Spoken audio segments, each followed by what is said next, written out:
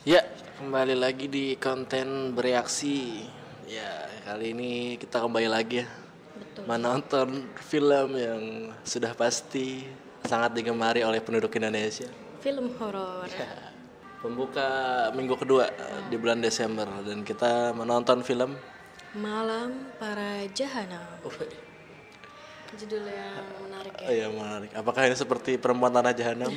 Oh iya benar juga ya. Enggak. Oke, jadi langsung aja ya ceritanya mengenai seorang pemuda bersama temannya yang berpasangan. Ya, jadi pemuda ini namanya Randy, diperanin sama si Haris Firza. Jadi si Randy ini tuh kakeknya, ya kan? Kakeknya tuh baru meninggal gitu. Kakeknya baru meninggal. Ya, kakeknya baru meninggal. Dan ternyata kakeknya punya wasiat. Ya, intinya dia punya wasiat untuk menguburkan di salah satu desa, apa namanya ya? Winongo. Nah, terus di situ juga kakeknya membahas tentang teka-teki ibu bapaknya si Randy ini karena ibu bapaknya udah meninggal. Kalau kamu mau tahu keluarga kamu datang ke desa Winongo. Iya, begitu. Nah, dia ditemani lah oleh dua temannya tadi, si Siska yang diperanin sama Amer Carla dan si siapa? Si Jul Panjul sebagai Martin. Iya. Jadi Martin sama si Siska ini pacaran. Iya, nah terus udah tuh mereka pergi lah bareng sama siapa tuh namanya supir ambulan. Pak Tarji. Iya, Pak Tarji. mereka akhirnya pergi tuh ke desa Mang Winongo. Saswi yang jadi. Iya kan? Iya, mereka pergi tuh ke desa Winongo untuk menguburkan jenazah kakeknya gitu. Soalnya mobil mogok Ya intinya dan tidak mudah perjalanan mereka ke sana gitu ya, intinya gitu. Dan karena udah malam ya pas sampai desa, ya memang seperti tipikal film horor, nyampainya harus malam. Ya kan? Akhirnya bermalam lah di mobil ya. Iya, bermalam di mobil, tapi habis itu si Randy kebelet pipis, tapi dia Kabur. pipis di pohon. Udah di desa orang, dia malah mau pipisnya di pohonnya angker.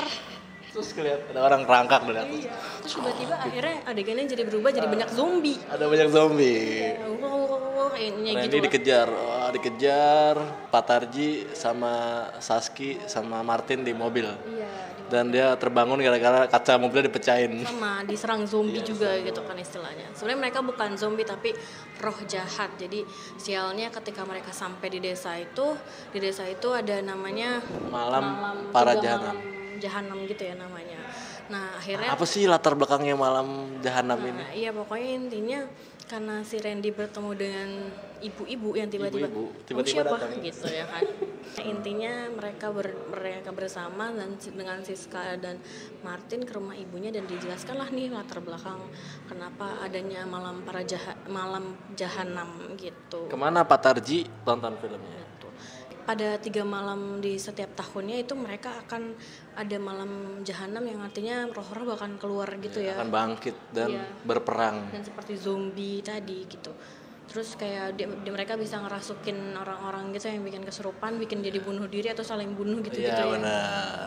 Menarik ya premisnya sebenarnya. Latar belakangnya adalah kerusuhan tahun 1965 di mana pertempuran rakyat yang agamis melawan para kelompok yang komunis. Iya, jadi Film ini. ada Palu Arit. Iya. Gitu. Jadi bahas tentang peristiwa komunis juga ya di situ ya. Intinya gitu. Karena berat banget yang diangkat. Cuman jadi nilai plus di film ini nih yang pertama nih adalah ada adegan actionnya, action yang brutal kayak The Night Come to Us ya. Emang ya? Itu ada scene bagus kayak The Raid juga dong, The Raid. Jadi perang terus ada pukul-pukulan pakai celurit, pala-pala digorok-gorok tuh. Action-actionnya keren sudah di film ini. Jadi dia emang mengangkat banyak actionnya gitu ya karena adegan berantemnya cukup lama juga ya. Ya pertama.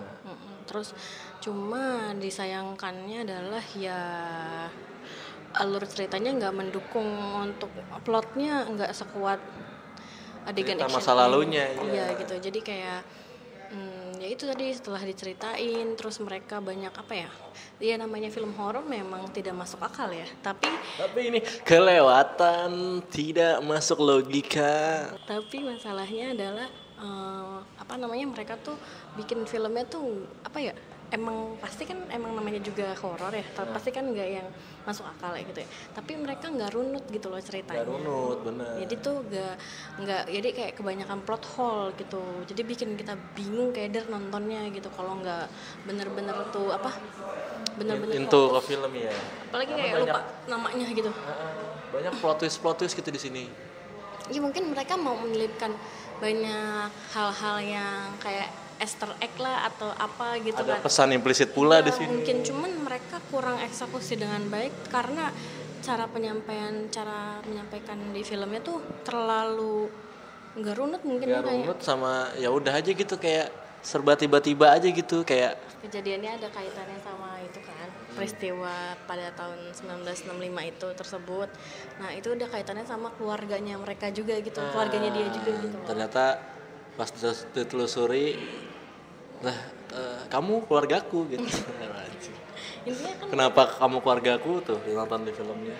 Ya jadi setelah tadi Randy, si Siska dan Martin, masih ada lagi case-case lain ya. Iya betul. Jadi itu, tadi yang ibu-ibu yang ditemuin si Randy pada saat dia tadi kabur gitu adalah Bu Marni yang diperanin sama Jenar Maesa Ayu. Iya, terus Bu Marni ini di rumahnya ada adiknya gitu adeknya, ya. Adiknya yang disangka adalah anaknya, taunya ternyata adiknya. Ada Dira. Nah, diperaninnya sama oleh Agni Nihaku. Iya. Yang ada di KKN. Nah, udah tuh kan akhirnya mereka dijelasin dan segala macam. Terus juga terornya baru dimulai gitu ya. Terornya baru dimulai, jadi dikasih tahu lah kalian harus kuat ya 3 malam ini gitu. Mereka nggak boleh kemana-mana gitu, nggak boleh balik juga gitu. Tapi malah keesokan harinya malah apa sih, dia mau membuktikan apa sih sebenarnya di situ? Jadi mereka pengen menghentikan teror tiap tahun itu kan. Nggak jelas kan, di ritual doang kan. Mereka mau cari makamnya sih yang itu tadi, yang terkait dengan peristiwa 1965 tadi. Siapa sih yang terlibat di peristiwa itu? Teddy Shah sebagai Kiai Malik. Ini dia ketua perkumpulan organisasi Islam. Cuma ada Bahtiar diperanin sama Dery Oktami. Nah, ini adalah ketua dari kelompok dari kelompok komunis, Ya kelompok komunis. Nah tuh mereka punya masing-masing. Nah dari situlah mereka disuruh untuk mereka inisiatifnya si Randy. Ya udah kita cari aja kuburannya. Si ibunya juga, si ibu Marninya juga bilang kayak ini kebetulan nih ada mereka, ayo sekali saja kita tuntaskan teror ini. Kenapa ada dia ada urusan? Iya mungkin kita harus mencari mayatnya dan dirawat dan habis itu dikubur dengan benar gitu. Itu omongan Amel Carla tuh. Jadi lebih banyak diomongin daripada dikasih tahu secara adegan gitu, mungkin kurangnya. Dan sayangnya mereka bertiga ini harus tinggal sisa satu, tinggal sisa Randy doang karena yang keduanya mati. Bisa ditonton kenapa matinya gitu ya. Nah, tonton ya. Terus akhirnya si Randy berjuanglah seorang diri untuk menemukan sebenarnya penyebab dari 3 malam ini itu apa. Sebenarnya adegan-adegan di tahun-tahun 65 itu juga penting-penting sih. Jadi kayak kalau misalkan kalian nonton diperhatiin nama-namanya ya kan, karena itu akan berpengaruh pada akhir cerita. Iya, akhir cerita, dan kalian kayak biar nggak bingung gitu loh untuk ngerti dan memahami makna dari filmnya gitu.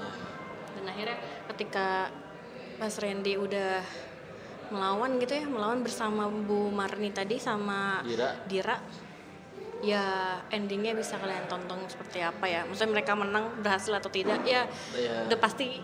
Tapi sangat mind blowing. Film mind blowing, what the fuck tahun ini adalah ini Malam Para Jahanam.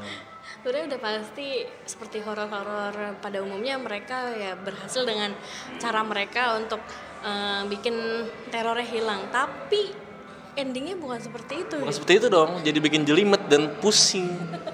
Yang pertama, jadi si Randy ini punya kakek, yang kakek di awal tadi. Iya. Kakeknya ini adalah pensiunan militer TNI yang dulu sempat berkonflik, ditugaskan di desa Winongo ini.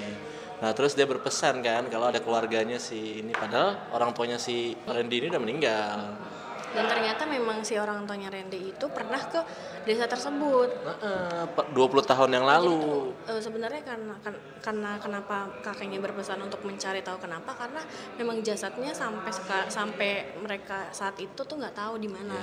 Dan ternyata pas si Randy ke desa tersebut baru tahulah, diceritakanlah kalau pada 20 tahun yang lalu ya ibu bapaknya itu ke situ, namun mereka datangnya pas lagi malam jahanam. Jadi korban dah mati tuh.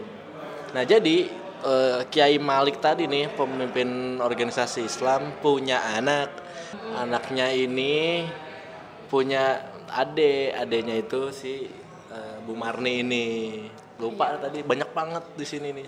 Nah anaknya ini nih ternyata dihamili, coba anaknya Kiai dihamili oleh seorang wartawan, ya kan, wartawan di masa lalu lah tuh.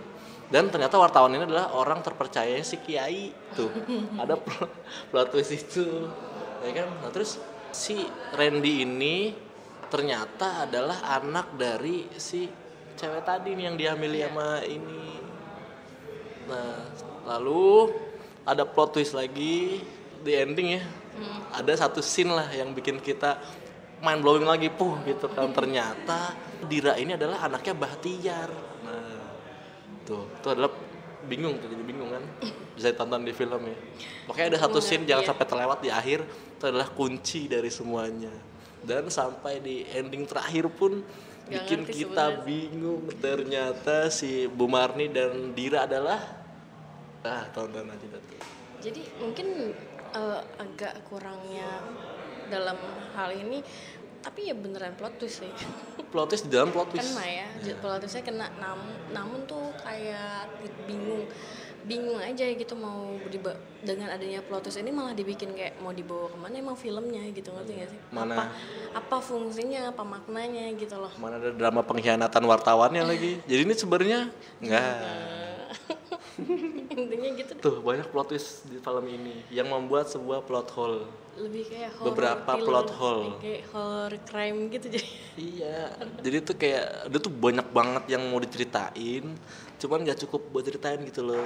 Nah terus kayak inti dari ceritanya sendiri jadi kabur. Kan mau menumpas 3 malam ini kan, tapi malah cerita konflik yang itu, ternyata konfliknya itu ada hubungannya lagi sama ini. Nah ternyata si pemeran utamanya ada hubungannya yang jauh banget, dan dia tuh nggak ada terikatan secara langsung kecuali tasbih yang dia pakai. Bahkan kayak hadirnya 2 teman Randy jadi kayak sia-sia gitu ya di ending ya. Apa tujuannya, apa fungsinya gitu? Ya cuman buat tim hore aja jadinya. Cuman jadi pasangan yang nggak asik aja. Udah nggak asik, dialognya cuma gitu doang ya. Jadi tuh sayang aja gitu tidak dieksplor ya. Gitu ya. Udah gitu. Terus habis itu juga ya tadi mungkin dia pengen bikin ceritanya jadi epic dengan plot twist, tapi ya itu jadinya nggak sampai pesan utamanya dia tuh mau kayak gimana gitu kan. Jadi fokusnya ya udah dibasmi aja setannya kayak yang film-film yang udah. Jadi kayak dendam bertahun-tahun lamanya cuman gitu aja penyelesaiannya. Mana di ujungnya jadi nggak jelas gitu lagi, gantung. Udah gantung, bingung jadi ini siapa, dianya itu siapa dan kenapa dan kok bisa jadi. Nah itu tonton aja lah. Masih dalam kebingungan. Tapi sebenarnya worth it buat ditonton. Tapi bagian actionnya aja. Oh iya. Bagian perangnya itu. Bagus ya. Dia kan belajar koreografi. Masalahnya ini kan bukan Iko Uwais ya. Tarungnya tuh kaku. Wajar ya. Terus juga mungkin acting pemainnya kecuali ya Bu Marni sama Dira tuh masih dapat lah. Iya, maksudnya selain mereka tuh kayak kurang gitu. Kurang, nggak bisa ngimbangin gitu. Iya, agak kurang untuk mengimbangi actingnya gitu. Jadi kayak tidak terblend dengan baik gitu. Jadi pas awal-awal nonton kayak apa sih dialognya, apa sih gitu deh.